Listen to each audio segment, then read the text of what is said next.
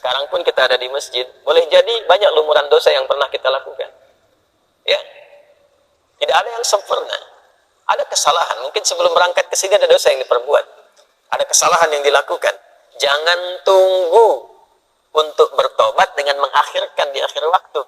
Ya, sungguh orang-orang yang menggantungkan waktu tobatnya itu di waktu-waktu yang panjang, sehingga boleh jadi maut datang lebih cepat dari apa yang dia duga.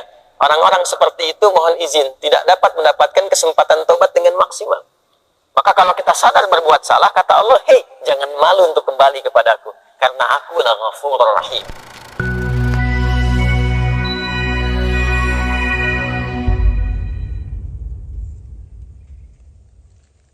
Allah mengingatkan kita untuk terus meningkatkan bekal kebaikan sebelum kita berpulang pada Allah Subhanahu wa Ta'ala. Pastikan semua kegiatan kita punya nilai di hadapan Allah. Jangan hanya punya nilai dunia saja. Kalau cuma dunia saja, apa faidahnya iman yang telah kita yakini itu?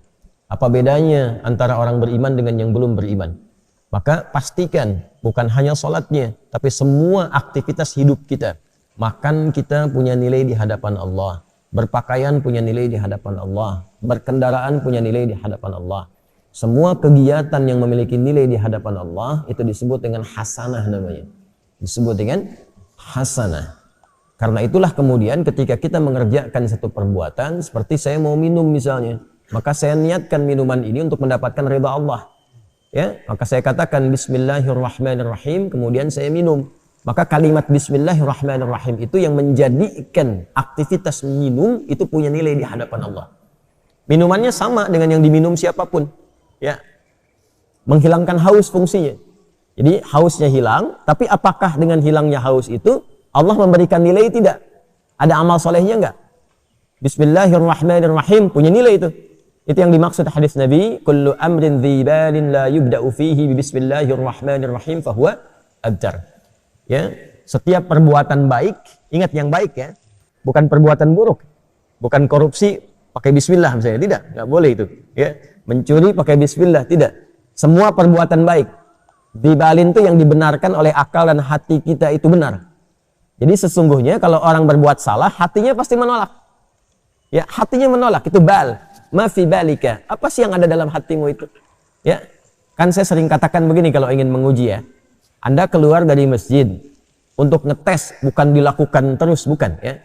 Untuk ngetes, coba iseng-iseng pakai misalnya, dipakai iseng, bukan dipakai pulang ya. Dipakai iseng misalnya sendal orang lain. Masukin dulu, tes. Itu hati kecil pasti mengatakan, ya itu bal, hati kecil mengatakan, hei itu bukan punya kamu. Pasti itu secara otomatis, ya secara otomatis. Lepas lagi tuh, jangan dipotong videonya ya. Saya mesti potong-potong video tuh, ya. Itu ngecek itu seperti itu, hatinya pasti akan protes. Nah jadi Nabi pernah mengatakan istafti qalbak, ya. Coba tanya hatimu yang paling dalam. Kedalaman hati itu disebut dengan bal namanya. Mafi balik, kenapa lu? Apa sih isi hatimu itu yang membimbing pikiranmu itu? Ya? Nah dari situ, kullu amrin dzibalin, setiap perbuatan baik yang dibenarkan oleh hati kita, membimbing pikiran kita, tapi tidak diiringi dengan Bismillahirrahmanirrahim. Ya, fahuwa abtar, maka terputus nilai keberkahannya. Artinya nggak ada nilai di hadapan Allah, cuma dunia saja. Nah, setiap perbuatan baik yang diniatkan untuk mendapatkan ridha Allah itu disebut dengan hasanah. Poinnya 10. Setiap perbuatan baik itu poinnya berapa? 10. Itu yang dimulai di Al-An'am ayat 160 tadi. Man jaa'a bil hasanati falahu 'asyru amthaliha. Siapa yang mengerjakan satu perbuatan baik, punya nilai di hadapan Allah, maka nilainya diperintahkan pada malaikat mencatat 10 kebaikan. 10 itu tadi standarnya ya, bukan 1, 2, 3, 4, tidak. 1 kedua ya potensinya 500 tahun. 2 ketiga 500 tahun. 3 keempat 500 tahun. Makanya mengumpulkan pahala itu caranya mudah. Mudah. Ya, cuma nanti kemudahan itu bergantung pada iman. Makanya bab iman, bab akidah itu yang paling pokok. Gitu. Hanya iman yang mampu menggerakkan kita untuk mendekat kepada Allah. Kalau imannya tidak maksimal, sinyalnya nggak kuat, ya boleh jadi tidak akan semua amal itu menjadi amal soleh. Itulah yang menjadikan kerugian itu. Dikasih waktu untuk beraktivitas, tapi aktivitas yang dikerjakan tak ada nilai di hadapan Allah. Karena hasanah ini yang dibawa pulang, bukan minumannya. Ya, ini keluar lagi menjadi kotoran, ke alam kubur nggak ikut. Hasanah itu yang akan dikonfirmasi sampai dengan di akhirat nanti. Jadi di dunia dikerjakan, di akhirat ditampakkan. Itu yang dimaksud di Al-Baqarah ayat 201 itu. Wa minhum may yaqulu rabbana atina fid dunya hasanah wa fil akhirati hasanah wa qina adzaban nar. Ya kan? Maka di dunia kita mengerjakan itu, di akhirat dikonfirmasi. Konfirmasi itulah yang kita sebut dengan pahala itu. Jadi setiap nilai 1 ke 2, 2 ke 3, 3 ke 4 disebutnya ajrun namanya. Ya, nilainya disebut dengan hasanah. Hitungan 1, 2 ke 3 ke 4 terus disebut ajrun. Di surah At-Tin itu yang paling viral, lahum ajrun ghairu mamnun, ya. Nah, jadi itu yang disebut ajrun, kita terjemahkan dengan pahala. Jadi yang ikut pahalanya, amal solehnya di dunia. Di alam kubur kan sudah nggak ada amal soleh lagi. Ya, nggak ada amal soleh lagi. Jadi jangan berharap atau berdoa mudah-mudahan di alam kubur masih bisa tahajud misalnya. Enggak. Udah istirahat di alam kubur itu. Tinggal ditampakkan pagi dan petang itu, ya, ditampakkan kenikmatan surganya nanti. Kalau dia insan beriman, hadis riwayat Umar bin Khattab radhiyallahu taala anhu tentang sifat surga. Nanti ada kitab Bad'ul Khalqi di dalam Sahih Al-Bukhari. Nanti di subtopiknya yang ke-9 itu tentang sifat abwabil jannah, sifat tentang pintu-pintu surga. Ya, di hadis kedua dari situ adalah hadis dari Umar bin Khattab radhiyallahu taala anhu yang menerangkan tentang bagaimana keadaan di alam kubur, ya, bagi setiap manusia. Kalau dia min ahlil jannah, ya, in kana min ahlil jannati, jika dia termasuk ahli surga, maka ditampakkan surganya setiap pagi dan petang. Ini nanti yang melahirkan rumusan di antaranya zikir pagi dan petang. Ya, dan nanti ada hadis-hadis lain tentang fadilah-fadilah keutamaan yang mengantarkan ke alam kubur. Babnya iman, ingat. Babnya iman. Kalau beriman, yakini. Iman kita dipertaruhkan di situ dan tidak akan ada ruginya, toh meninggal juga. Ya kan? Toh meninggal juga. Nah, nanti dikonfirmasi saat di akhirat ditampakkan itu semua dalam bentuk kitab kita. Makanya nanti di surah Al-Isra akan dikonfirmasikan iqra kitabak kafa bi nafsika al-yawma 'alaika hasiba. Jelas ya? Nah, karena itu disarankan kita mulai meniatkan diri kita sepenuhnya untuk menjadikan semua aktivitas kita punya nilai, menjadi hasanah. Termasuk sholat yang baru ditunaikan. Karena sholat itu ibadah pertama dalam Al-Quran yang disebut dengan hasanah. Quran surah ke-11 Hud di ayat 114. Aqimis sholata tarafain nahar wa zulafan minal layl innal hasanati yudhibnas sayyiat. Kan? Tunaikan sholat dari mulai pertengahan siang sampai dengan ke malam, ya, dari mulai terus sampai dengan subuh sampai dengan ke isya. Innal hasanat, semua salat yang dikerjakan itu menjadi hasanat, jamak dari kata hasanah. Jadi salat disebut dengan hasanah. Karena itu rumusan ibadah kita yang dicontohkan dalam Al-Qur'an, begitu kita akan ucapkan dan mohon kepada Allah menjadi hasanah, salat didahulukan. Inna salati, teruskan ayatnya, wa nusuki wa mahyaya wa mamati lillahi rabbil alamin. Dan ini nanti akan menjadi salah satu di antara 12 doa iftitah.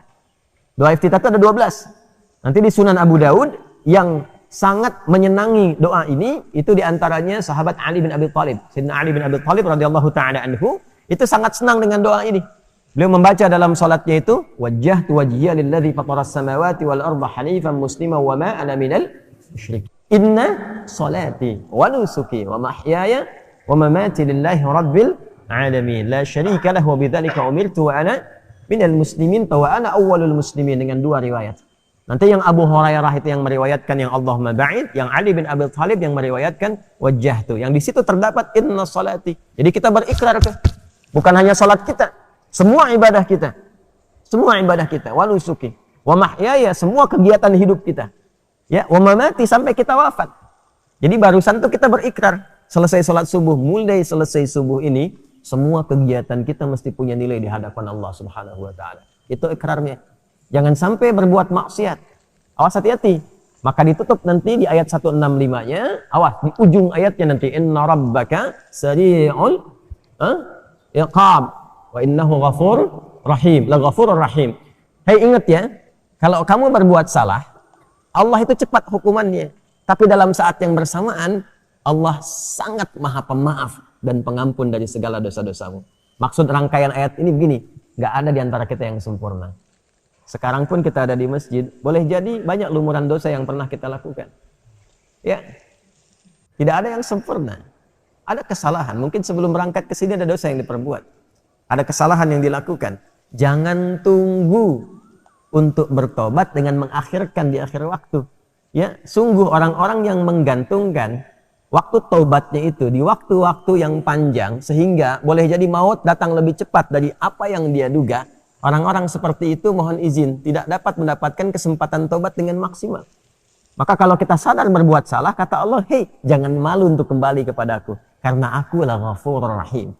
Sepanjang kau mau kembali, aku akan cepat mengampuni dosa yang pernah engkau kerjakan dan menghapuskannya sampai ketika engkau kembali. Jelas? Tapi kalau sengaja ditunda-tunda atau sengaja berbuat dosa, ada beberapa dosa yang dipercepat hukumannya sebagai muqaddimah saat di dunia.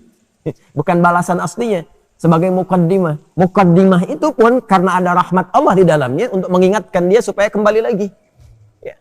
Misalnya pelaku riba dibuat susah, dibuat hilang, hancur harta dan sebagainya gitu kan. Nah, ada yang dosa kepada kedua orang tua, ya dibikin susah nanti di kehidupan, di pekerjaannya, sulit A, sulit B, supaya sadar. Itu nanti ada di Quran surah As-Sajdah itu. وَلَنُذِيقَنَّهُمْ مِنَ الْعَذَابِ الْأَدْنَى دُونَ الْعَذَابِ الْأَكْبَرِ لَعَلَّهُمْ يَرْجِعُونَ. Ya, jadi kami akan timpakan, rasakan ya pendahuluan hal kecil, hukuman kecil untuk menyadarkan hamba itu supaya kembali tobat, supaya tobat. Jadi jangan tunggu dihukum dulu oleh Allah, ya, untuk disadarkan supaya kamu tobat. Sepanjang kita merasa ada kesalahan, istighfari, minta ampun, kembali pulang, lalu setelah itu istiqamah mengerjakan kebaikan sampai kita kembali pada Allah Subhanahu wa taala.